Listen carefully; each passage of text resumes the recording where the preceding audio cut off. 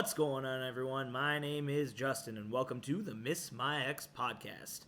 So something weird has happened over the last couple years, and I think all of you know what's been going on. And I didn't see it coming. I don't know if you guys saw it coming. Justin Bieber is kind of cool now. I didn't think this would happen. It used to be okay and actually just accepted to not like him and think he was like a loser. Or I guess loser is probably not the right word because we were mostly just jealous of him. But we thought he was like teeny bop and he just did really stupid things. And I think now it's cool to like Bieber and it's actually just not okay to not like him. It used to be socially accepted that if you weren't 12, you were supposed to not like Justin Bieber. And now here we are. And his new album, well, not so new, but drops, and that shit was hot. That was some good beats in that album. So I gotta say, Bieber's been killing it recently. I'm a big fan of the Biebs right now. There's a few things in this world people secretly like, songs wise. People secretly like Cotton Eye Joe, whether they admit it or not. People secretly like Baby, and people secretly like Party in the USA, Miley Cyrus. I mean, let's be real. That song is the most catchy song of the last 10 years. Nothing is catchier than hearing, well, I put my hands up, I don't actually know the words. I'm just aware it's catchy. So I put my hands up to play my song. The butterflies fly away. Nodding in my head like yeah. Moving my hips like yeah. I think the most impressive thing that Bieber's done is taken his audience of younger girls and really just pushed it down the line to people my age, which is 25 and into Bieber. And 2 years ago, I wouldn't have wanted to say that. I liked some of his stuff. I didn't like some of his stuff. But now it's cool to admit it. It's people. He's coming to my city. He's coming to Edmonton. He's going to perform. I know a lot of people older than me that are going not with their daughters, not with their sons, but going because Bieber's killing it right now. I know exactly when it turned around for Mr. Justin Bieber. As a fellow Justin myself, it's kind of a thing we share in our brains. We know when other Justins are succeeding and failing. I knew when Justin Trudeau was going to win the election, become the prime minister, just like I knew when Justin Timberlake needed to leave and sink, and he did, and it worked out for him. So yeah, Justins, we kind of know. The one that we actually, all of us Justins, didn't know was going to succeed was Justin Theroux, hitting it big time with Jennifer Aniston. He really propped us Justins up to a higher level, the next level, and we appreciate that, Mr. Theroux. Well done.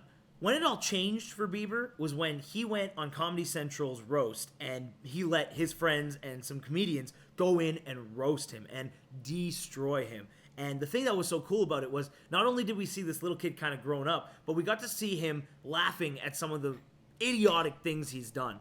He went out there and he just let them destroy him, and I think that really did a good job of bringing him down to earth, not making him look like he's above everyone else. He is. I mean, let's be real. He's crushing it. He was 14 when he got discovered, and a billion views on YouTube later, and here he is, the biggest star in the world, or at least one of them. But the thing that he did was he allowed himself to be vulnerable. Instead of people talking behind his back, they're saying it to his face. Kevin Hart did an amazing job. Chris D'Elia did an amazing job. Everyone did really well. Even Shaq was there. Ron Burgundy showed up, which was, for me, the biggest treat of the night, to see Ron Burgundy roasting Justin Bieber. Now, it wasn't much of a roast. It was more of supporting all the actions that Bieber has done and being very in favor of the person Bieber had become. But it was just a really funny night. And I think that's where, for me, it changed for Justin Bieber. Now, it helps that his newest album comes out and he's dropping fly bombs on us. It was a good album. Don't even get me started. We have a podcast called the Miss My Ex podcast, and he comes up with a song called Love Yourself.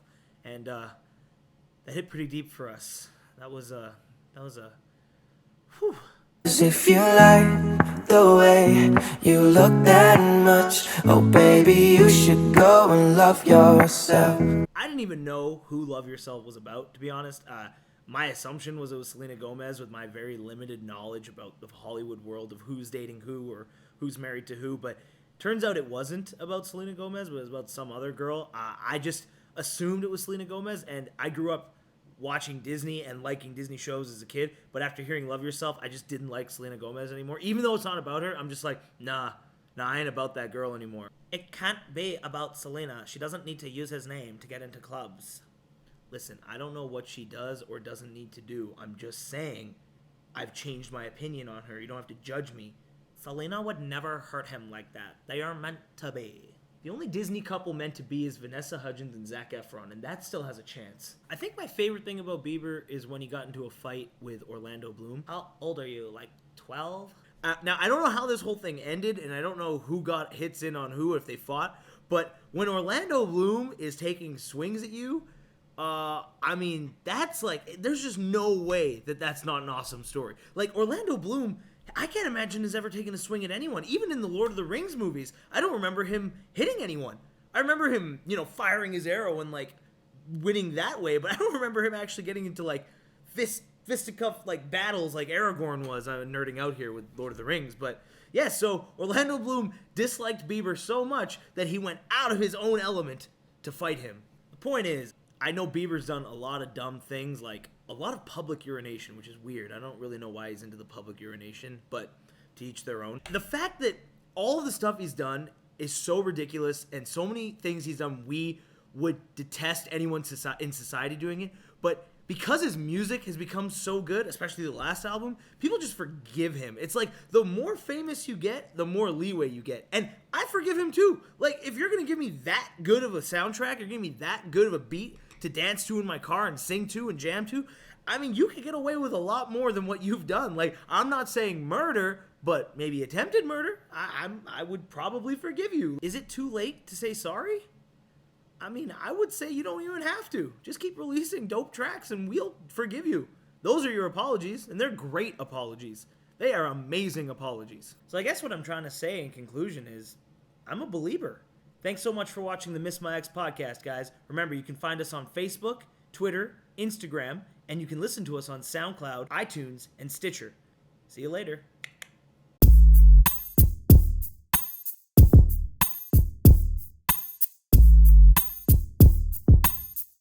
I really just can't stop not liking Selena Gomez, and I don't even think she did anything wrong. I'm the one who needs help.